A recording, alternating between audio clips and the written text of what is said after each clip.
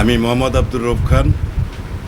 আমি প্রতিবাদী president candidate হিসেবে বাংলাদেশ ইলেকট্রিক্যাল অ্যাসোসিয়েশনে প্রতিদ্বন্দ্বিতা করছি। আমার উদ্দেশ্য হলো যে সমস্ত কর্মকাণ্ড চলছে এই কর্মকাণ্ডকে সরিয়ে দেওয়ার জন্য বা অন্যায়কে দূরে দেওয়ার জন্য আমার প্রতিবাদ। বাংলাদেশ ইলেকট্রিক্যাল অ্যাসোসিয়েশনে এ পর্যন্ত এই নির্বাচন নিয়ে 4 বার তফসিল হলো।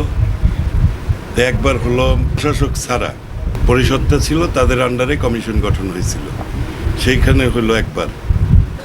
তখন আসলে কনফিউশন ছিল যে ইন্ডিভিজুয়ালি নির্বাচন হবে কি না। তো পরবর্তীতে প্রশাসক আসলো। প্রশাসক আসার পরে 5ই আগস্টের পরে বাণিজ্য মন্ত্রণালয় এবং এফবিসিসিআই তাদের যে একটা সার্কুলার আসলো, সেইখানে ইন্ডিভিজুয়ালি নির্বাচন। আর সেই নির্বাচন হওয়ার কারণেই আমি মনে করেন প্রার্থীতা হইতে পারছি। যদি ইন্ডিভিজুয়ালি না হইতো আমি হতে পারতাম না, কারণ আমি কোনো পরিষদ না, আমি একা আছি। স্বতন্ত্র বলেন আর প্রতিবাদী বলেন, আমি একজন প্রেসিডেন্ট হিসেবে আছি। আমি মনে করি 3 বার যেহেতু কমিশনের আন্ডারে তফসিল হয়েছে, তো এবার আমি আশা করি যে নির্বাচন হবে, যত প্রতিকূল অবস্থায় থাকুক না কেন। ওনারাও বলছে যে হ্যাঁ আমরা নির্বাচন করাবো। আর বাংলাদেশ ইলেকট্রিক্যাল অ্যাসোসিয়েশনের ইতিহাসে এবার যে শিডিউল হয়েছে এরকম শিডিউল কখনোই ছিল না। অনেক কঠিন কঠিন কাগজপত্র চাইছে।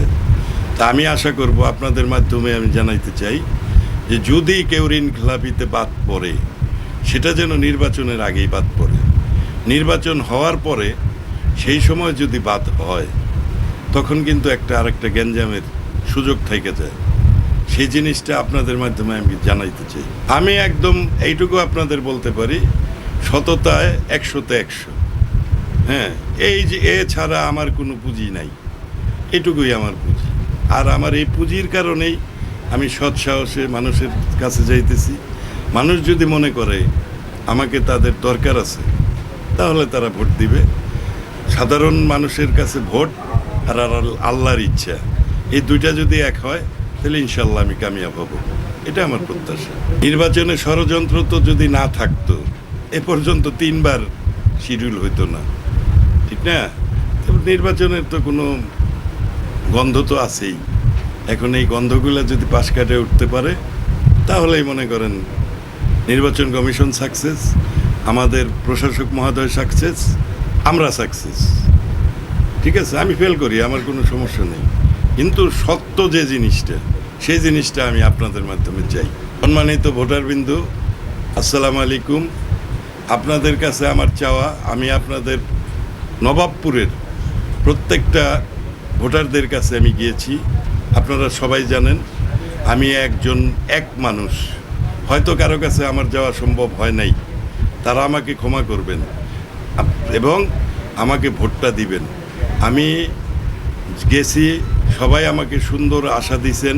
আমি আপনাদের কাছে আশা করব যে আপনারা আমাকে ভোট দিয়ে বিজয়ী করবেন এবং আমি বিজয়ী হওয়ার পরে আপনাদের কাছে যে ওয়াদা আমি দিব সেই ওয়াদা যেন অক্ষরে অক্ষরে পালন করতে পারি, তার জন্য আমার জন্য দোয়া করবেন। আর আমাকে বিজয়ী করলেই যে এটাই শেষ বিজয় তা না, সাথে দোয়া করবেন আমি যেন যেদিন কাল কিয়ামতের দিন আল্লাহ আমাকে বিচার করবে সেই দিন যেন আমি পার পেয়ে যেতে পারি।